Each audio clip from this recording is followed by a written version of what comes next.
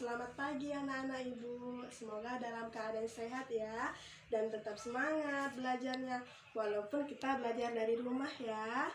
Nah, langsung saja kita hari ini akan belajar subtema 2. Nah, ada yang masih ingat pembelajaran kemarin? Mudah-mudahan masih pada ingat ya semua.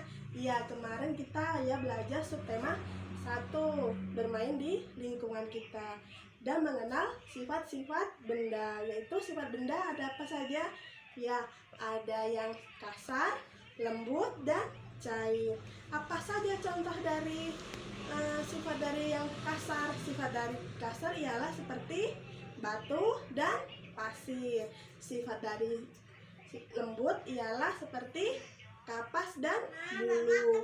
Dan sifat seperti cair ialah air. Nah, di sini kita akan belajar subtema 2, benda di sekitar kita. Yaitu benda di sekitar kita ada 2, benda hidup dan benda tak hidup. Benda hidup ialah benda yang dapat bergerak sendiri, bernafas, dan memerlukan makanan. Dan benda tak hidup ialah benda yang tidak bisa bergerak sendiri, tidak dapat makanan, dan tidak dapat besar. Nah, apa saja contoh dari benda hidup dan tak hidup? Contoh dari benda hidup ialah seperti manusia, hewan, dan tumbuhan. Kenapa? Karena mereka memerlukan makanan, bisa bernafas, bisa bergerak sendiri tanpa bantuan. Sedangkan makhluk tak hidup ialah contohnya seperti meja, kursi, papan tulis, bingkai. Ialah contoh dari makhluk tak hidup. Kenapa disebut contoh makhluk tak hidup? Karena dia tidak dapat bergerak sendiri dan tidak dapat bertumbuh menjadi besar, akan tetap pada ukurannya. Nah, di sini ibu minta kepada anak ibu untuk buat tugas rumah di rumah ialah membuat contoh 1 dan 2.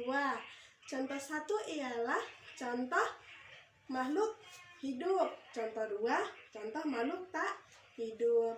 Seperti apa? Ya, misal seperti di keliling sekolah. Apa aja di sekolah kita? Hewan apa saja?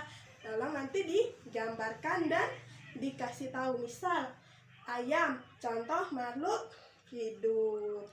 Gitu ya. Ya. Dan mudah-mudahan anak-anak ibu semua sudah paham ya tentang materi hari ini. Nah, yang bisa ibu sampaikan tujuan dari pembelajaran hari ini yaitu bahwa kita dapat membedakan mana makhluk hidup dan makhluk tak hidup. Nah, yang seperti ibu katakan tadi ialah makhluk hidup dapat bergerak sendiri tanpa bantuan orang lain atau manusia. Dan begitupun makhluk tak hidup tidak bisa tanpa bantuan manusia. Nah, semoga pada paham ya materi hari ini. Nah, kita akan jumpa lagi di pertemuan besok. Ialah tema 1, subtema 2 tentang pengalaman. Nah, anak-anak ibu mohon dibaca ya bukunya di rumah. Ya, sekarang ibu akhiri. Semoga anak-anak ibu dalam keadaan sehat selalu, dalam lindungan Allah Subhanahu wa taala. Ibu akhiri. Assalamualaikum warahmatullahi wabarakatuh.